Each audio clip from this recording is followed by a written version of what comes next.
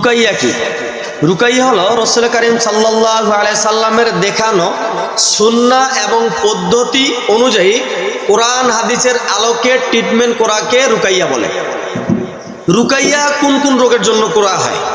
রুকাইয়া সর্ব রোগের জন্য রুকাইয়া করা হয়, কিন্তু বাংলাদেশের মধ্যে সবথেকে বেশি যে রোগগুলোর জন্য করা হয় তার মধ্যে দুটা রোগ রয়েছে।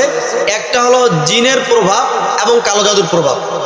এই দুই রোগের জন্য বাংলাদেশে সবথেকে বেশি রুকাইয়া করানো হয়। আপনার জিনের প্রভাব অথবা কালো জাদুর প্রভাব আপনি কিভাবে বুঝবেন? অনেক স্যাম্পল রয়েছে, তার মধ্যে সবথেকে বেশি যেগুলো বাংলাদেশে চলে গুরুত্বপূর্ণ দু চারটার কথা বলবো।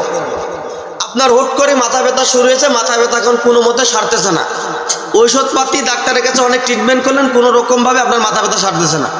আপনার ঘাড়ে ব্যথা, শরীর ভার ভার লাগা, পেট জ্বালা পোড়া, খাইলে পেট পোড়ায়, অথবা পেট ব্যথা, এরকম ইত্যাদি। স্বপ্নে উল্টাপাল্টা স্বপ্ন দেখতেছেন, স্বপ্নে খাচ্ছেন, ভয় লাগতেছে, অথবা আপনি বিভিন্ন রকম সমস্যার সম্মুখীন হচ্ছেন, যেগুলো বাংলাদেশের অথবা বিদেশের কোনো ডাক্তার আপনার ট্রিটমেন্ট দিয়ে সমস্যার সমাধান করতে পারতেছে না। এগুলোর জন্য যদি হয়ে থাকে তাহলে আপনি একজন অভিজ্ঞ রাকির সাথে যোগাযোগ করেন, রাকির মাধ্যমে ট্রিটমেন্ট করান, ইনশাল্লাহ আপনার সমস্ত রোগ আল্লাহ তাআলা শিফা দান করবেন।